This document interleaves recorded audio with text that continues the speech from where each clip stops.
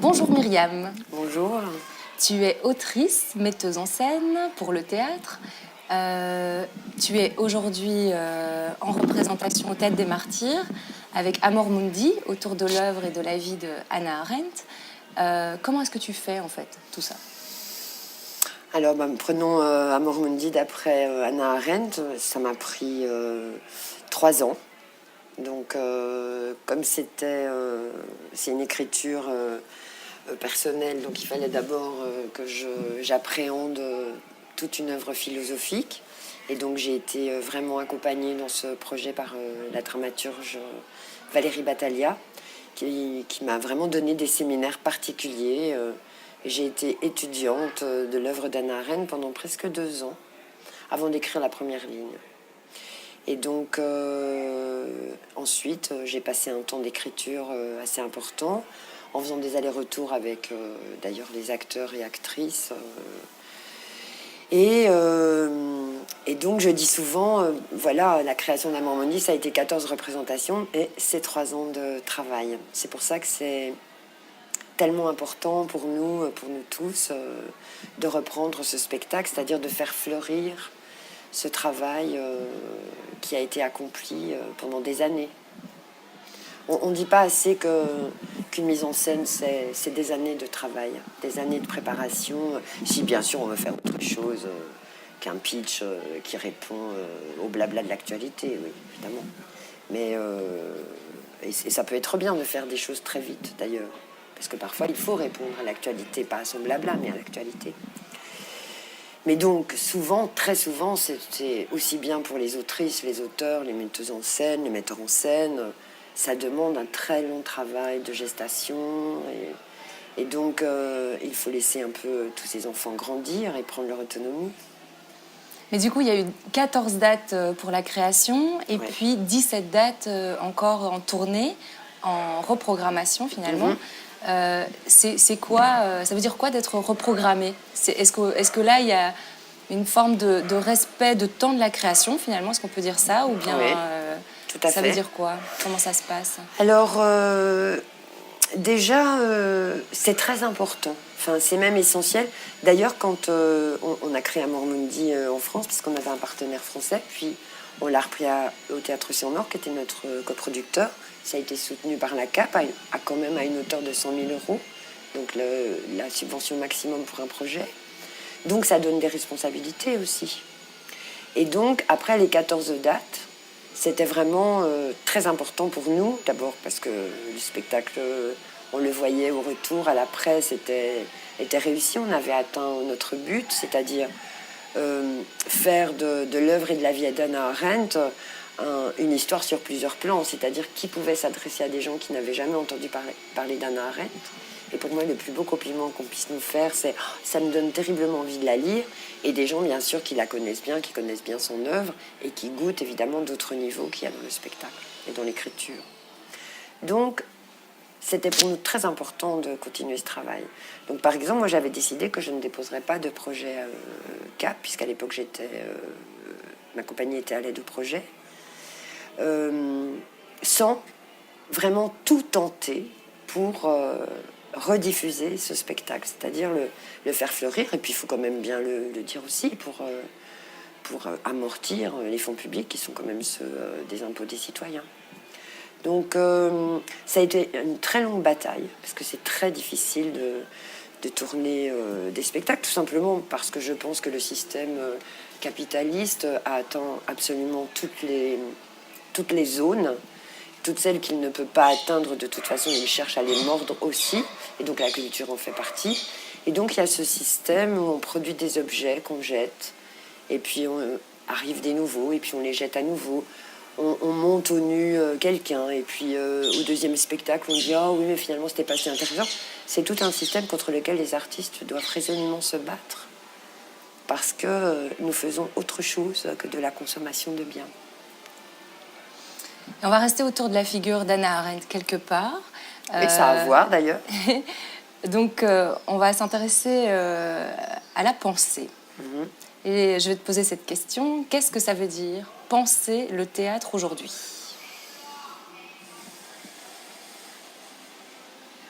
C'est vaste. Mais d'abord, si on prend l'axe de l'œuvre d'Hannah Arendt, qui est effectivement la pensée, la vie de l'esprit, et qui pose des questions très pragmatiques d'ailleurs dans la vie de l'esprit. Où est notre corps quand on pense est-ce que la pensée existe s'il n'y a pas de langage est-ce que l'image fait partie de la pensée? Est-ce que les perceptions qu'on a d'une situation, comment les traduire pour que ça devienne de la pensée et pas seulement des images qu'on ne traite pas? Voilà un peu les questions qui sont au centre de son œuvre. Et après, très simplement, pour Hannah Arendt, c'est vrai que penser, c'est aussi faire la distinction, par exemple, entre le bien et le mal, de façon très simple. La philosophie, d'ailleurs, avant, ça s'appelait la morale. Donc c'est un mot qu'on rejette un peu et on n'a pas tort, mais on n'a pas tout à fait raison non plus. Simplement, moralement, il y a des choses qui ne sont pas acceptables et on doit les affronter et donc les penser. Et ça veut dire aussi parfois en payer le prix. Donc, et ça, c'est vraiment ce qu'a fait Hannah Arendt, pour qui d'ailleurs la pensée devait toujours être enracinée dans l'expérience. Donc, moi je pense le théâtre sous la forme d'une pratique. D'ailleurs, j'aime pas tellement le mot artiste, moi je préfère le mot artisan, voire ouvrier, parce qu'il faut qu'on fasse advenir des rêves avec des choses quand même très matérielles, très basiques, en s'entourant de gens qui maîtrisent des tas de choses et qui nous aident à faire advenir le rêve. Le rêve d'Hannah Arendt qu'on reconvoque et qui descend nous parler. Et puis on a besoin d'une pensée comme ça aujourd'hui. Voilà, alors je pense le théâtre de façon très concrète. C'est-à-dire que je pense en termes économiques, je pense en termes qu'est-ce que je fais de l'argent que je reçois pour mon travail. Ben, par exemple, moi je fais un temps très long de répétition, le plus long possible. Tout le monde est payé au même salaire, y compris moi. Bien sûr, ce serait légitime que je sois payé sur mon temps de préparation, mais comme je fais avec l'argent qu'il y a, je veux que tout le monde soit payé au même salaire. Donc que tout le monde, ça veut dire les techniciens comme l'actrice principale ou l'acteur principal et moi. Et dilater le plus possible le temps, parce que c'est ça le vrai luxe, c'est ça le vrai travail, c'est le temps. Moi, si demain on me donne 600 000 euros pour faire un spectacle, je ferai tout simplement 8 mois de répétition. Ce serait formidable. Donc, et d'ailleurs, les gens que j'admire, toujours, il y a cette clé du temps. Que ce soit Christiane Lupa, que ce soit Ariane Mnouchkine, que ce soit... qui sont des gens qui, aujourd'hui, dans un système aussi violent que le nôtre, maintiennent absolument cette éthique et cette rigueur. Ça, ce sont vraiment des gens pour lesquels j'ai une grande admiration, et une grande admiration pour le travail. C'est-à-dire comment ils font, tout simplement, ils prennent le temps. Ils se mettent à l'abri.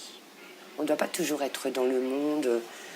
surtout le monde contemporain qui dit toujours il faut exister, il faut être vu, il faut être sur les réseaux sociaux, il faut qu'on entende parler de moi sinon on va m'oublier. En fait, moi par exemple, j'ai vraiment des périodes où je me retire parce que je ne peux pas être partout et que j'ai besoin de penser seule ou de discuter avec les gens qui m'entourent dans le travail, qui sont des compagnons et des compagnes que j'ai sur le temps aussi. J'aime beaucoup travailler avec les mêmes personnes parce qu'on approfondit les choses. Et donc on se retire et au fond c'est nous qui pouvons imposer d'une certaine manière ce tempo. On ne doit pas avoir peur de dire l'agitation n'est pas le temps de l'art. Et c'est à nous de le dire. Puisque qu'est-ce qu'ils feraient sans nous d'ailleurs si ce n'est pas nous qui devons nous plier, c'est eux qui doivent écouter. Là tu parles d'agitation, donc je vais rebondir sur... un événement assez actuel, c'est dans le monde du théâtre en tout cas, c'est la création du groupe F, oui. Donc des femmes de théâtre qui se mobilisent avec une série de revendications. Qu'est-ce que ça veut dire pour toi, la création de ce groupe?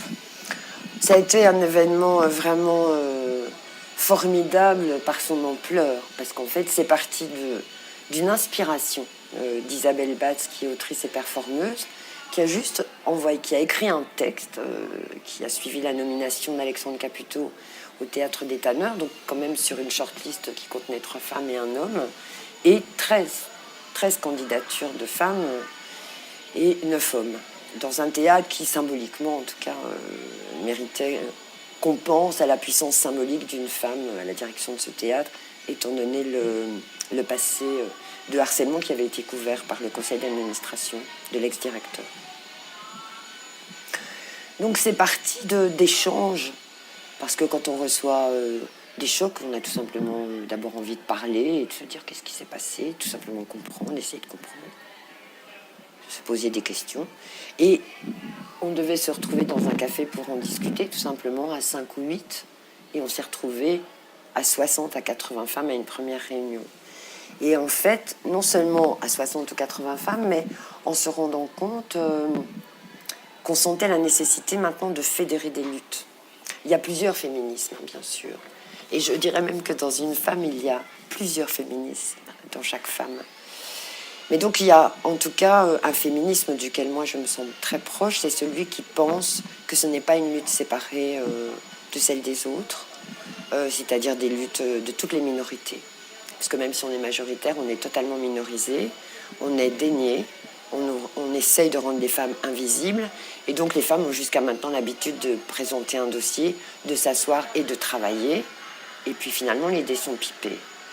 Donc ça nous semble très important de parler en termes d'égalité et de justice, et d'ailleurs de parler d'un système et non pas de personnes, d'un système tout simplement qui fait que les femmes n'arrivent pas à des postes de responsabilité, et en même temps un film, d'accord, des responsabilités, mais pourquoi faire? Pour imiter les hommes? Pour faire la même chose?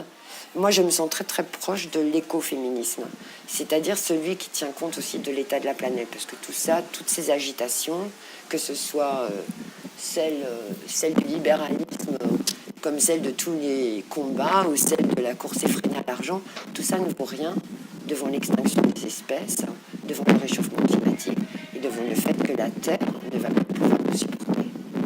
Donc c'est aussi l'idée que en tant que femme, en tant que minorité, en tant que subissant des effets vraiment délétères d'un certain système, on s'élève contre ça, on doit s'élever contre ça, parce qu'on ne doit pas penser qu'à nous, on doit aussi penser à ceux qui viendront après nous. C'est merveilleux de voir des toutes jeunes femmes, parce qu'il y a eu un moment donné où le féminisme faisait honte aux femmes. Elles avaient bien intégré le discours masculin, donc elles craignaient elles s'étaient dit bon bah c'est acquis, et donc maintenant on va arrêter parce qu'on en a marre d'être accusés d'être des harpies, enfin tous ces clichés amusants, des aigris, des harpies. Moi je trouve que c'est des clichés amusants parce que je les trouve tellement fous que ça m'amuse toujours, ça me sidère toujours de me dire tiens, bon, il y a encore des gens qui pensent, qui disent ça vraiment, comme si un peu ils étaient bloqués au niveau du cerveau reptilien, alors que depuis lors on a quand même pas mal avancé, en tout cas faut l'espérer. Donc ce groupe qui maintenant d'ailleurs c'est 1000 femmes du monde culturel, plus d'ailleurs on rencontre des femmes qui font des actions en Flandre, on rencontre des cinéastes. Il y a un article qui est paru en France dans un site qui s'adresse au monde culturel, aux professionnels de la culture. Donc on sent très fort que c'est une lutte qui est perçue par tout le monde comme légitime, et aussi par beaucoup d'hommes, parce que les hommes intelligents, sensibles, ont tout à gagner à avoir des femmes qui sont leurs égales. Enfin, en tout cas, eux, ils en voient l'intérêt. Et donc, je conclurai sur cette lutte par quelque chose qui m'est venu hier. Je me souvenais d'un interview de Rosa Parks, qui est morte maintenant, et donc qui est cette femme qui a refusé de céder sa place à l'époque où dans les bus aux États-Unis, eh bien, les places étaient réservées aux Blancs et les Noirs ne pouvaient pas les occuper. Et Rosa Parks a dit dans un interview, on a beaucoup dit et pensé que j'ai refusé de me lever, événement qui a donné lieu, non pas, ce n'est pas ça qui a déclenché, mais c'est l'événement qui a fait advenir au jour la grande lutte qui a été menée par les Noirs américains pour obtenir l'égalité pour obtenir la justice. Et elle disait dans cette interview, on a beaucoup dit que j'avais fait ça parce que j'étais fatiguée, que tout simplement ce jour-là, je n'avais pas envie, j'étais épuisée. J'étais pas du tout épuisée, j'étais pas du tout fatiguée. Simplement, ce jour-là, je me suis dit que c'était assez. Je crois qu'on est arrivé dans un moment comme ça, très calme. On en a assez. On veut juste l'égalité et la justice pour toutes et tous. Et dernière question, Myriam. Ouais. Si tu pouvais aller boire un verre avec n'importe qui, de vivant, de mort, de réel ou d'imaginaire, mais ce serait qui, en fait? Je crois que je voudrais en parler à tellement de monde. Une seule personne. Bah oui. Je crois que j'aimerais beaucoup parler à Hannah Arendt. J'aimerais beaucoup aller boire un verre avec elle. Je crois que j'ai fait un spectacle sur elle pour pouvoir la fréquenter. J'aimerais beaucoup parler avec elle. Oui. Parce que c'est quelqu'un qui a été très radical dans sa vie, qui était une jeune femme qui est extrêmement douée, qui était complètement apolitique, elle l'a dit d'ailleurs. J'étais complètement apolitique, je ne m'intéressais qu'à la poésie, à la philosophie. Et puis il y a eu le nazisme, et ça a changé mon destin. Et donc, elle est devenue théoricienne politique plutôt que philosophe. Donc voilà, quelqu'un qui a... C'est pour ça que le spectacle s'appelle Amor Mundi. C'est parce qu'Arendt est d'abord passée par ce qu'on appelle Amor Fati. C'est un terme de Nietzsche. C'est l'amour de ce qui nous arrive, non pas, y compris l'amour de la catastrophe. C'est-à-dire se servir de la douleur, de choses qui nous tombent dessus à tous et à toutes, et qu'on doit aimer. Et donc j'ai beaucoup d'admiration pour les gens qui font ça, elle n'est pas la seule. Et c'est très inspirant. On a besoin de ce genre de soleil inspirant. Je te remercie beaucoup, Myriam. Merci à toi.